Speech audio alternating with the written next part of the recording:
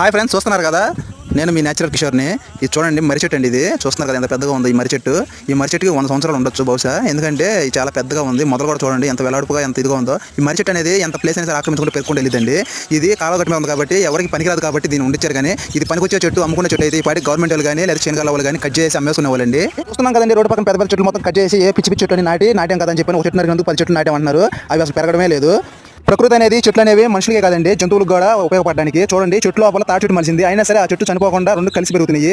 అదండి ప్రకృతి ఒక గొప్పదనం. మన ఇళ్ళ పక్కన మనకి నచ్చడం ఉంటే మొత్తం వాళ్ళని చంపుకు తింటూ ఉంటాం, పద్దాగా గొడవలు ఆడుతూ ఉంటాం. కాబట్టి ఇలాంటి ప్రకృతి గురించి మంచిగా వీడియో తీసి పెడుతుంటే లేదా పనికొచ్చి వీడియో పెడుతుంటే ఎవరు చూడలేదు. పిచ్చి పిచ్చి వీడియోలు పెడితే మాత్రం మటుకు లొట్టలేసుకుని వస్తున్నారు. ఎండలు ఎక్కువగా వేసినప్పుడు చెట్లు విలువ, దాహం వేసినప్పుడు వాటర్ విలువ అందరికీ తెలిసి వచ్చింది. కానీ తాగిన తర్వాత కడుపు నిండిపోయిన తర్వాత ఎవరికి అసలు పట్టదండి. మళ్ళీ దాహం వేసింది, మళ్ళీ వేసవకాలం వచ్చింది అనే ఆలోచన ఉండాలి. ప్రతి ఒక్కరూ చెట్లు నాటండి, ప్రకృతిని అభివృద్ధి చేయండి. చెట్లు నాటమని కదని చెప్పండి దొడ్లో తెచ్చి పూల మొక్కలను చిన్న మొక్కలు కదండి, ఆ చిన్న మొక్కల వల్ల ఉపయోగం ఉండదు. పెద్ద చెట్లు పెంచండి.